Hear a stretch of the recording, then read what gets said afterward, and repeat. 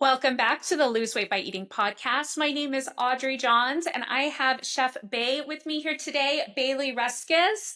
How are you? Hi, I'm so good. How are you? I'm doing so great, and I was so excited to get an email about your new book, and I'm going to hold it up here so that Yay. everyone can see it. It is so beautiful, and it's pink. I love all things Yes, pink. the best.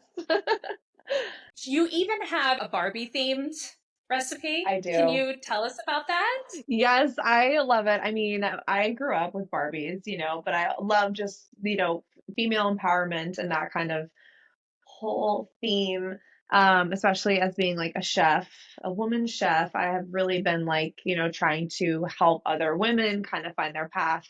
And so the Barbie Bechamel is my favorite because I write in there that every night is girls' night. And my husband, when we were watching the movie, when she's like, but every night is girls' night, my husband was dying because he's like, that's so you. So I had to write it in there because the book is kind of for the girls, it's for everyone, but the book really is for the girls. It's all about the breakups and it's all about women's health and all that kind of stuff as well. So, we had to give a little ode to Barbie in there. I love it. And it definitely is all about the girls. Even on the back, if this isn't the cutest damn back of a cookbook, I don't know what is. Okay. Thank you. Like, I love it. I love it. What brought you to writing cookbooks, and what did that entire journey look like for you? Yeah, so I grew up like idolizing Martha Stewart and Giada and Rachel Ray, but specifically Martha. I was one of those kids that was like always watching the Food Network. I pretended to have my own show, like I was making content before content was even a thing, on a little camcorder in the 90s. And so yeah, that was always my path. I was always going to be writing cookbooks. I was always going to be teaching about cooking, and I always wanted my life to involve food in any capacity. And so I got my first book deal in 2020 when everything was a mess. We were all in lockdown. Everything was like, so everyone didn't know what was going to happen. And I, at the time, right before that, was a full-time private chef and a consultant. And my business kind of had fallen apart, and I didn't really know what was going to happen next. So that's when I started kind of going more towards social media and just seeing what was going to happen. And then that's when we got our first book deal. And I was just like, whatever, let's just do it. Let's see what happens. And so, it was an indie publisher, so I had a lot to learn about just like contracts and fighting for yourself. And there's a lot of give and take with your first book, and I learned a lot on the first round. And so that book came out in 2021, and then this book just came out. So it's 4 years in between cookbooks. I had a lot of time to like learn and digest and figure out everything. But yeah, the cookbook industry is crazy, and as you know, it's yeah, Yeah. it's a crazy industry. It's very competitive and it's very fast. Like it's very quick moving. So you really have to be on your game when you're publishing a cookbook. And I think that's a lot of things that people don't really realize when it comes to cookbooks is that it is so competitive. But yeah, it's fun. It's a whirlwind, and I'm so excited that the second one's here and it's out. And it's just so beautiful. And as I was flipping through it, and I'm like totally going off my notes now, but you have one of the recipes that completely shocked me was, so this is a dairy-free book, everyone. And she has a block of cheddar cheese in there. Yes. Can you talk to me about that? Because when you said that your parents had to put the block of cheddar cheese in the back of the fridge, I'm like, all right, this is my girl. So can Yes. you talk to us about that? Totally. Well, so the book is inspired by my own journey going dairy free and plant based, but really by the fact that we're all addicted to cheese. We're all addicted to dairy. And, 68% of the entire global population is lactose intolerant because we literally lose the enzyme in our bodies to digest milk post infancy. And so when I was thinking about this, I was like, okay, how, just for my own journey before the cookbook was even a thing, I was like, how am I going as a classically French trained chef, how am I going to give up dairy while still getting all the things I need? Because I need that pleasure. I need that just like creamy, velvety deliciousness. And also I need the nostalgia too, because a lot of times we eat what we eat because of the nostalgia and because of the feelings that it brings us. And one of those things was a family style block of cheddar cheese because that is something I have never found at the grocery store, plant based. I've never found it made from like healthy ingredients. And so I needed to figure that out. And it's funny that you point that out because that was the hardest recipe in the entire book to get right. It took us like over 35 tries, so much ingredients. Yeah, literal blood, sweat, and tears. It was so intense to get right. And we almost gave up. And I'm so glad we did it. See, I full on would have given up. It was, because we wanted it to be simple. We wanted it to be made with ingredients that people could understand and have it be an easy process. But that one is absolutely one of my favorites. It melts, it shreds, it slices, and people are loving it. People are making that one a lot. And I'm getting a lot of DMs about the cheddar block. I love it. And Yeah. it looks amazing. And I'm dying to try so much of this. I I would say I'm 95% vegan. Nice.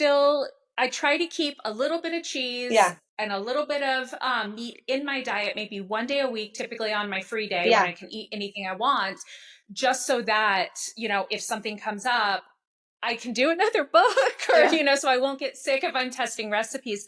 But I feel so much better when I'm completely plant-based. Yes. Can you, share with us what that journey was like for you and, what did you learn from it and what were your struggles and, kind of Totally.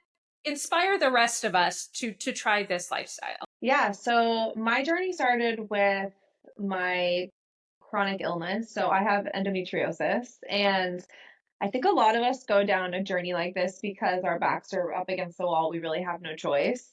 And, as a classically French trained chef, I went to Le Cordon Bleu for college. I've been working as private chef since I was 19. I've been in and out of restaurants, in and out of consulting. I've done retreats, like I've done it all. And, the thing that could have made me feel better at the time was the thing that was making me the most sick, and that was food. And I didn't really understand for a really long time because I was going to doctor's offices and they're saying, there's nothing you can do. Here's another surgery. Here's more pills. They wanted to give me a hysterectomy at like 22. Really intense, crazy things. And it just never felt right. It never felt, I always just felt like I was on this hamster wheel of Western medicine. And it was really hard for me. And so when I met my husband, who's now or my then boyfriend, who's now my husband, we were casually dating and I was in so much pain. He was taking me to the emergency room. He was watching me like burn my stomach with heating pads because I just like couldn't cut through the pain, couldn't cut through, what having endometriosis is like. And it was just getting like really out of control and really bad. And at the time I was like paleo. I quit eating refined sugar. I had tried everything except quitting dairy and except going full plant-based. And so I was like, I guess this is just what I have to do. And it's honestly the last thing I wanted to do. Like it was the last thing I wanted to do. As a chef, I was like, I'm already having such a hard time fitting in. Like I am already doing things differently. I'm already a young woman. Like this industry is so brutal. And I felt like if I had gone vegan, then it was just going to make it impossible for me to get to where I wanted to go within the industry. And so, but eventually, one day I just like couldn't do it anymore. And my husband was like, I'm going to do this with you. Don't worry, we'll do this together. You're not alone, which is so cute. And he was just my casual boyfriend at the time. I was like, you're going to stay. Like, you're not going anywhere. And so we went plant based. Our goal was 30 days, and we went plant based for 30 days. And we were just blown away at how both of us felt. I think he was raised in Chicago on a very like meat and potatoes, like Salisbury steaks, pizza, that kind of Midwestern diet. And we were both shocked at how different we felt. For him, he smelled completely different. His body odor was completely different. He always had like acne, something he thought it was a genetic like acne, with his brothers had it, his dad had it the second he went plant-based, all gone, like had more energy than ever, was like he's a surfer, so he surfs big waves and he's able to recover and just he was just like floored at how amazing he felt. And for me, it took a little longer because with our cycles and our hormones and our periods, we need more time. Men have like a 24-hour hormone cycle, so they're able to see results much faster.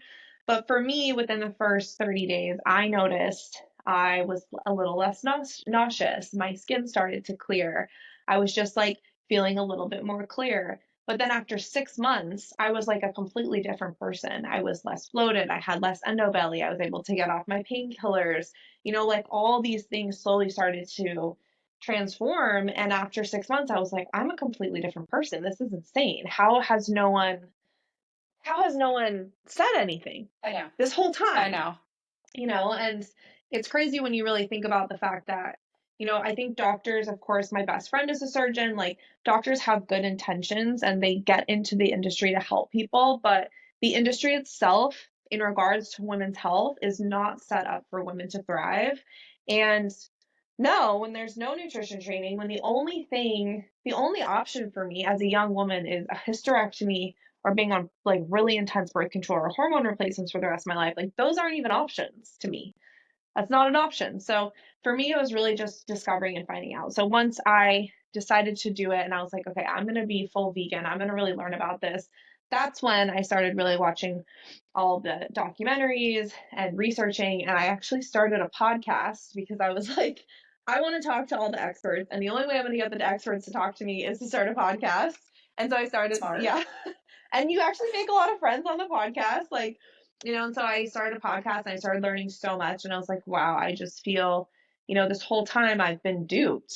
I've been working in this industry and I just had no idea, especially the dairy piece, backtracking a little. When I was in culinary school in my butchery cycle, we went to a slaughterhouse and I stopped eating meat after that. I was like, I can't with this. But I never made the connection with dairy. And I think that's something that I think a lot of people are missing because, ever since we're younger, we're taught that you need milk does the body good, right? You need a glass of milk every Hmm. single day. Like if I didn't drink my glass of milk as a kid, I would have to sit at the table until my milk was finished. Like that's how ingrained it was in our parents and for us. And so it's really hard to really look past that and look at how powerful the dairy industry is.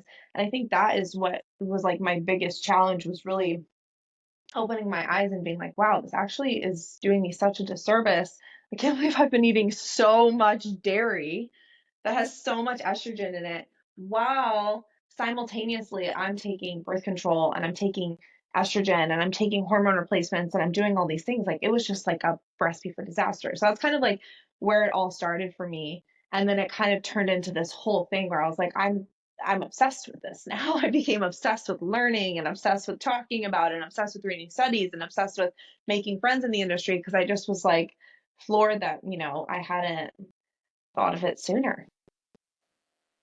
That is just such a powerful story. And I listen to a lot of podcasts, and I had heard another gal talking about how frustrated she was. It's another podcaster that for women's health, it's either take a pill or rip out your insides. Like those are our only two options. And if men were having such an issue, it would be completely different. Yeah. And so it's almost like, well, we have to take care of it ourselves. And so out comes this beautiful pink book for all of us girls so we can help ourselves because the medical industry, it's only going to go so far for us. And Yeah.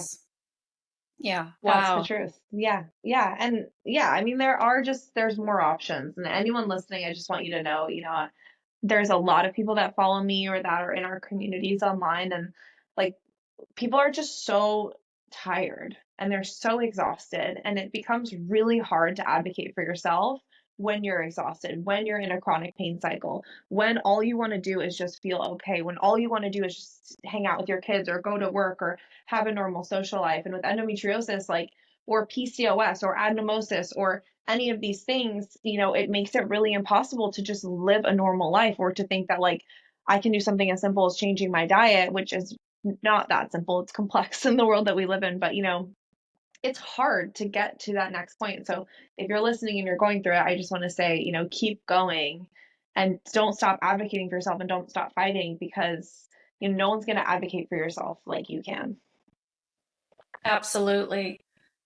And train our girls to advocate for themselves. I have two teenage girls, and so one of them lost her wallet yesterday at a thrift store, and I'm like, go find someone. And I stood there with the cart and I made two teenage girls go and find someone to ask for the wallet. And thank goodness she found it. But when I go to the doctor with my daughter, we talk about what she wants to advocate for herself before she goes in. And does she feel completely comfortable doing it? No. But I feel like my mother never talked to me about that. And so I feel like on so many different levels, we can do better by women. And advocating for yourself is such a huge piece of it. who cares if your doctor doesn't like you? Like, and then it goes back to like the Seinfeld where they said that, did you watch Seinfeld when Yeah, they said Elaine was being difficult? You know, and it's that's like, who me. gives a damn? Like, I don't care if I'm being difficult. I'm going to tell you what I need. I'm going to tell you what's not working for me. Yeah. I love that. Do you have any tips for someone who feels a little bit too meek to advocate for herself or himself at the doctor? I think writing down questions before you go is really important. Like, I have a lot of medical trauma, so I sometimes freeze myself. So, my husband comes with me. He's an advocate for me. You actually don't have to have a husband or a parent. You can bring a friend with you to advocate for you. Like, they can be your person, especially if it's just the doctor's office. Sometimes hospitals are a little weird about that, like if you're staying overnight. But if you're just going to the doctor to get answers or to figure out what you're doing next, bring a friend, bring someone that can advocate for you if you freeze, because that happens to me all the time. Like sometimes, recently I went to the doctor because my husband and I are trying to figure out our fertility journey and like what our next steps are. And he was just saying crazy things like, "Oh, fibroids aren't that painful. Like, oh, your endo isn't that bad. You don't need any." Like, he was just gaslighting me. And I was so stunned at this point with all my medical records and all my medical history. I was stunned. And I couldn't even speak because I was so stunned at this man's audacity. And so my husband was there advocating for me and talking for me because I was literally like frozen. I was like, I can't believe that this is still happening with this, at this stage in the game for me. So having a partner there, writing down questions ahead of time, and understanding that although it doesn't feel fair that you have to be so educated on a topic, like you need to know what's going on with you or what you think might be going on with you as best as you possibly can. So if you think it's endometriosis, research endometriosis like it's your full-time job. If you think it's PCOS, or whatever it is, so that you can come and have the right questions and have that right knowledge. Because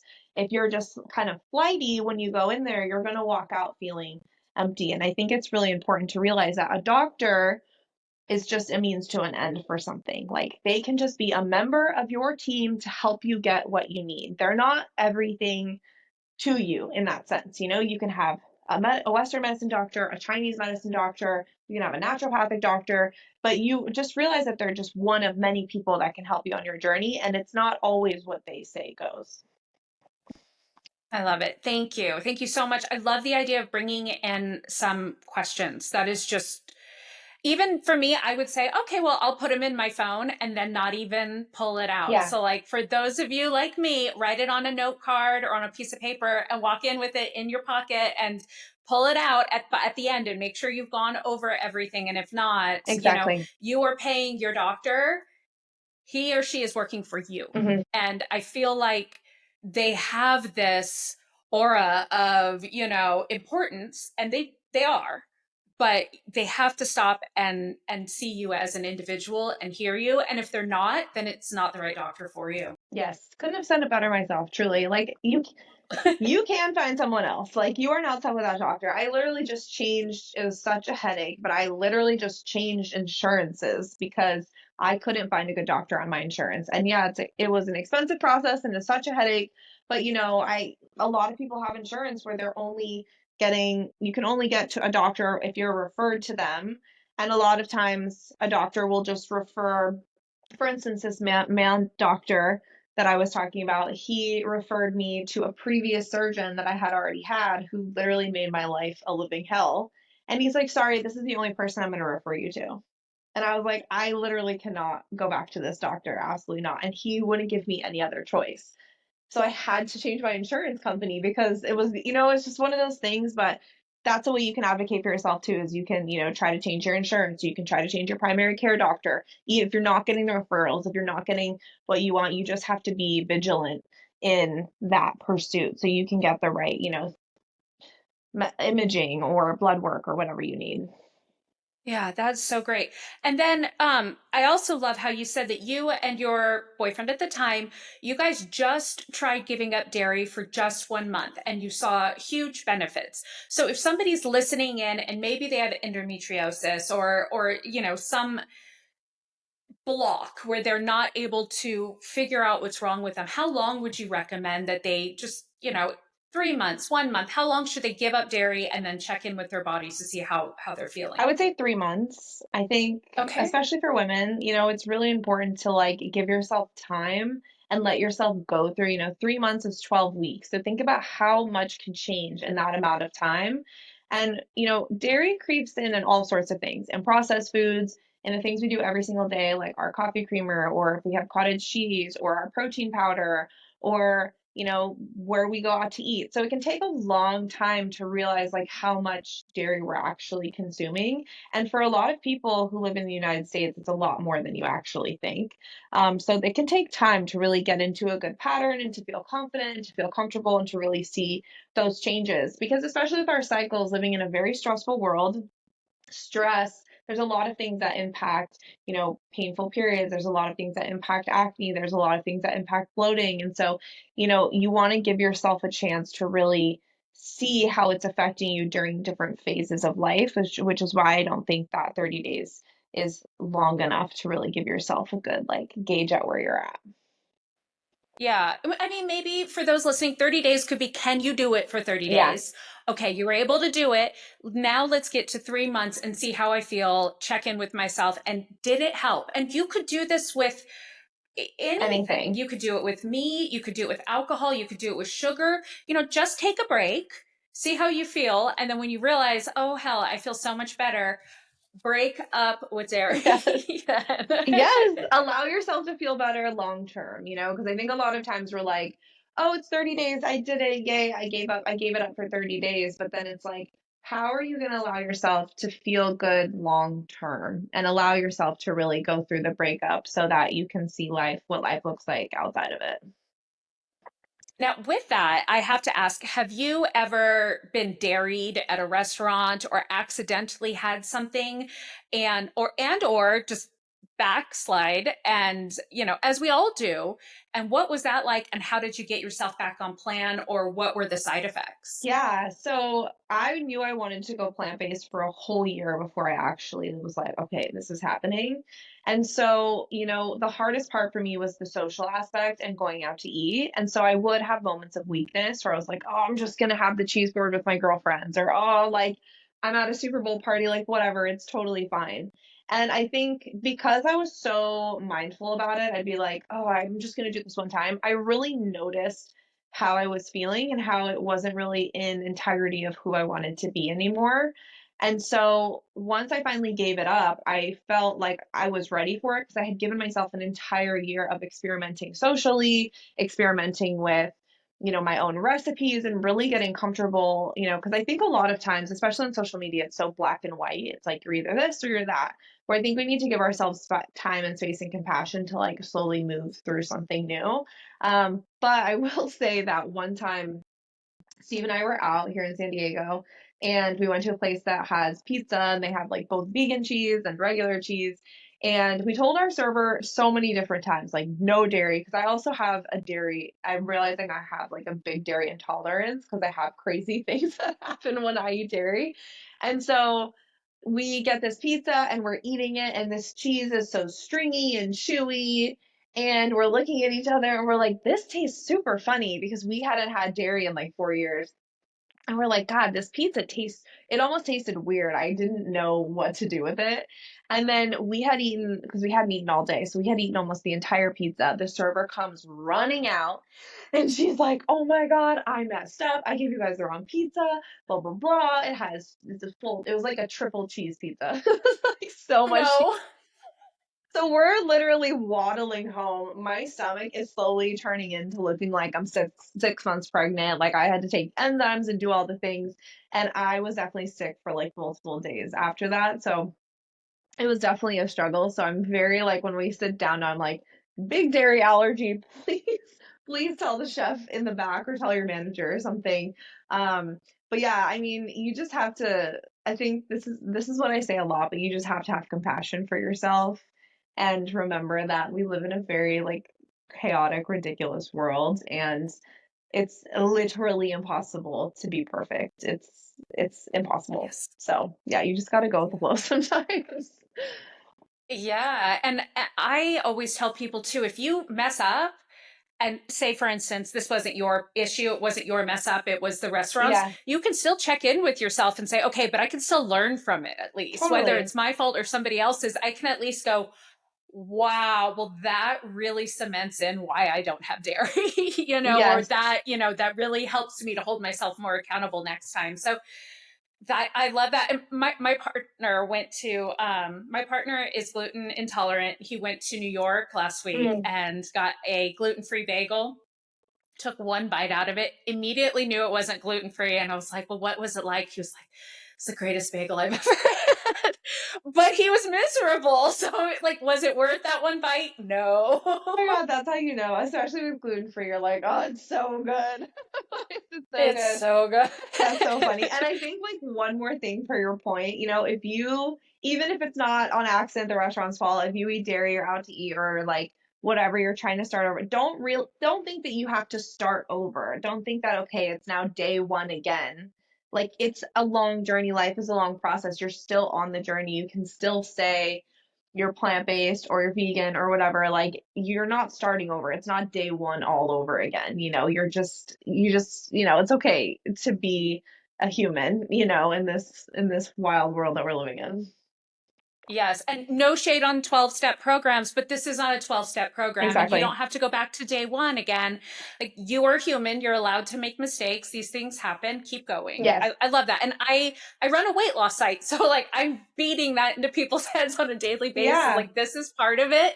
You're gonna screw up. Hmm. Just give yourself some grace. So I love it. You said you're in San Diego. Whereabouts in San I'm Diego? in La Jolla. Nice. I Yes. used to live in La Oh, Jolla. really? It's the Yeah, best. I used to work in apartment management. I worked and lived at La Jolla Palms and Villas of Renaissance. Both of those villas is a really big property, but That's so nice. yeah, I was there for a while. Hoya is beautiful. It's a dream. I never knew anything about it when I moved to San Diego, and I moved to San Diego kind of on a whim to start a cooking school. And when I had moved here, I was slowly discovering things about San Diego, and then La Jolla just became this thing that I was like, oh, La Jolla is so dreamy and amazing. And then 2 years ago, we had to move, and we found this place that we're in now, and I was just like, oh my God, we live in La Jolla. This is crazy. I never thought this would ever happen, but now I literally never want to leave.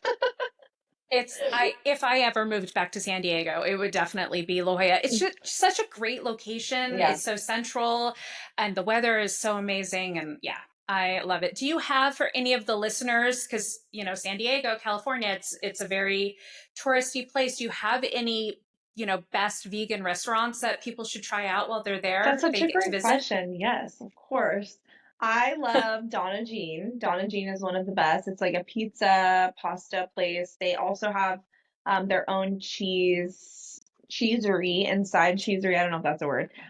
Inside, but it's called Scratch House Kitchen. And so they make all of their cheeses from scratch and it's so good. Their pizza is so good. Everything's incredible. It's one best pizza in San Diego multiple times. It just happens to be plant-based.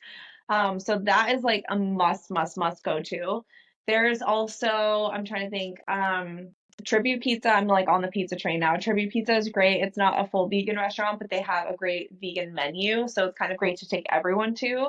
I also really love Plumeria is incredible, as well as Civico 1845. It's not an all vegan restaurant, but they have a vegan Italian menu as well, and they make all their own pastas, which is just like I know the owner and it's just like amazing. And all their pasta is naturally vegan. They don't use any egg in their pasta, which is great. And they have tons of gluten-free options as well, which we love. And then I'll give you one more. There's Trilogy is also a really great one. It's in La Jolla. It's like a yoga studio, three-story space, and there's a cafe on the top. And so it's all organic and gluten-free. And they do brunch on the weekends, and it's incredible. And you can like see the ocean from the rooftop, and it's great. Yeah. That sounds magical. Wow. Thank you for that, because I'm dying to get back to San Diego sometime soon. Well, we've got to do some homework now. We got to work on the book. Yes. And I wanted to ask you, you know, there are so many different cheese substitutions, milk substitutions in here. If you had a skeptic who was like, this isn't, no, which recipe would you want them to try first out of the book? Ooh, that's a really good I know. question. I would say. A skeptic. Okay. I would say the potato parmesan is one of the best recipes. It's great slices, shreds, all the things, and it's made from potatoes. And it's so good. It tastes just like parmesan, and it's been everyone's favorite so far. So I love that one. That one's so delicious.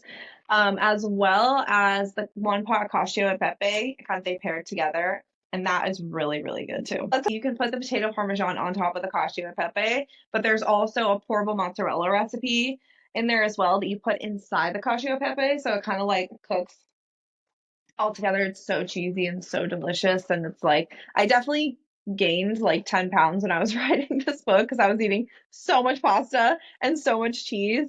But it's important to remember that, like, when you make a cheese, you're going to eat it throughout the entire week, or, you put it on a salad or something like that. So there's so many different ways that you can use the recipes to go in with like your goals and kind of what you're already doing.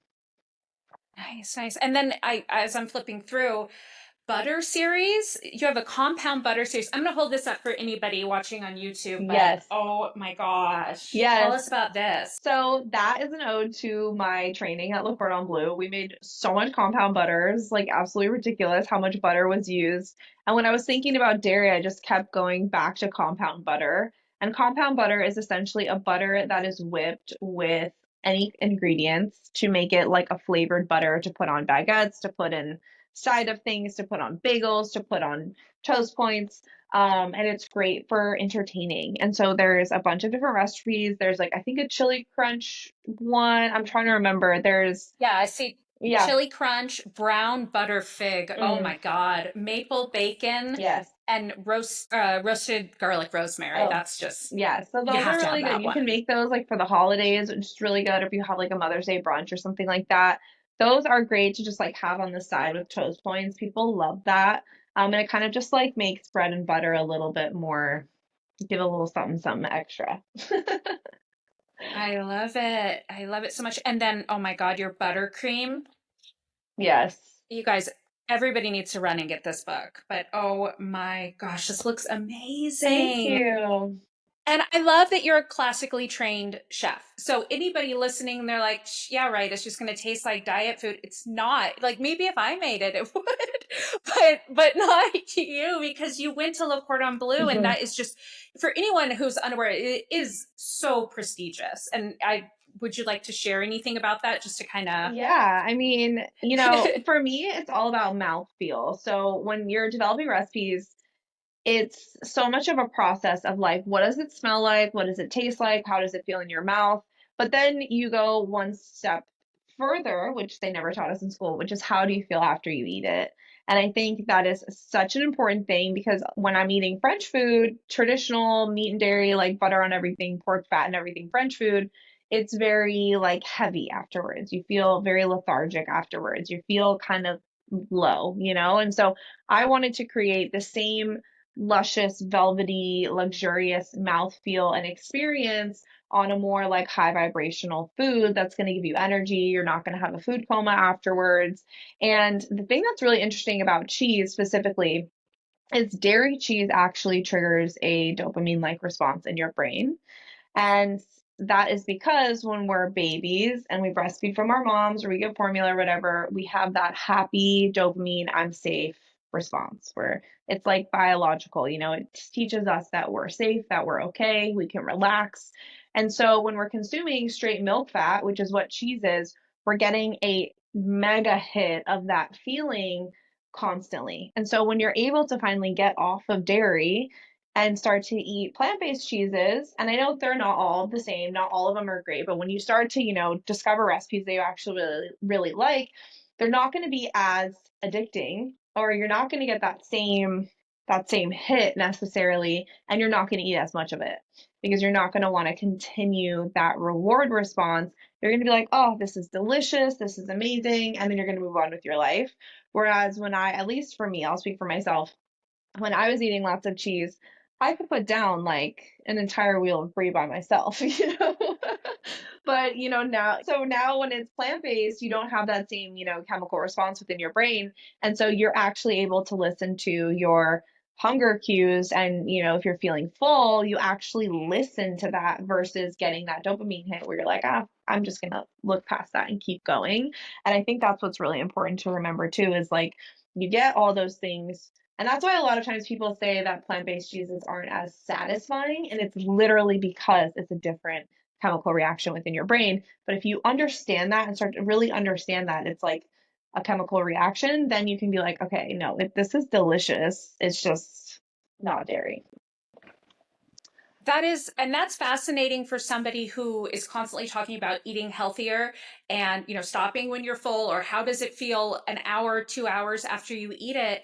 And even for someone not trying to give up dairy, somebody trying to lose weight or trying to eat healthier in Yeah. general could find value in that, because if you're no longer getting that dopamine response, like say for instance you have a vegan pizza, you wouldn't you would be less likely, I should say, to eat the whole damn thing because you're not getting that dopamine. That's fascinating, and something I've actually never heard or put the puzzle pieces together Yeah, it on. really allows you to think differently when you're consuming food.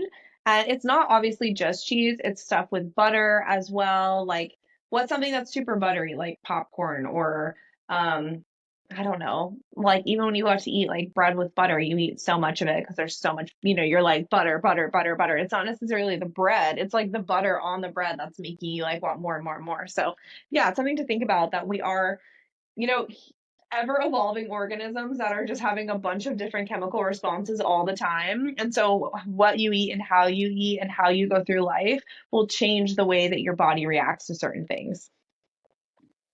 I find that so fascinating, and that's so well said. And thank you, because Thanks. now I'm kind of like mind blown. This is going to take me a minute to process it. But it's just so fascinating. But so can you tell us where we can get your book, where we can follow you on social Yeah. media, and just anything else you want to share, because I really want to help you, push the sales on this book Thanks. Yeah, too. you can buy the book everywhere books are sold. Oftentimes it's on sale on Amazon or Walmart, but you can also get it. It's all over the country in bookstores as well. So we love to support our local bookstores. So if you have a local bookstore that you absolutely love, you can go to them. And we're also doing signed copies from my local bookstore here in La Jolla. So there's a link if you go to breakingupwithdairy.com. There's a link to get a signed copy from Warwick's. And yeah, you can follow me at Chef Bay. It's BAI on Instagram and TikTok. TikTok's still around when this comes out. Who Who knows? knows? By the time, yeah, 1 week from now. Yeah, who knows? But YouTube, as well as I have a Substack as well where I post meal plans, recipes, and all sorts of things like that. So there's so many ways to get connected and also just enjoy the recipes and continue to, go along your journey and like have me be, like I said, one of those people that's there to help you along the way. I think that's so great. And anyone listening, if you're in the car, I'm going to put everything in the show notes. I will also put a link to the book in the show notes. Chef Bay, thank you so, so much for carving out some time. I know you're incredibly busy, and you said you have a gig you're doing tonight. Do you Yeah, want to share a little bit about that? I am a private chef still. So I've been private chefing for 15 years, and I'm just private chefing for one of my clients. She's a big executive and she's a very important person. And so I help her just kind of, eat the best thing she possibly can to thrive. And so that's what I'm doing today is I'm just prepping for her week, which I love to do. That is so great. So she can just kind of cook for herself all week long. It's all ready for her. She opens her fridge and it's all just done. All she has to do is grab and go. So All it's the best right. thing. Yeah. Southern California Yeah, listeners, right. this is available. Well, Chef Bay, thank you so, so much for making some time for us. Everyone, be sure to check out Breaking Up with Dairy. You can get it everywhere books are sold. There is a link below, and we'll make sure to put a link to get a signed copy as well in the show notes. So thank you so much. Everyone, stay tuned to the next episode of Lose Weight by Eating podcast.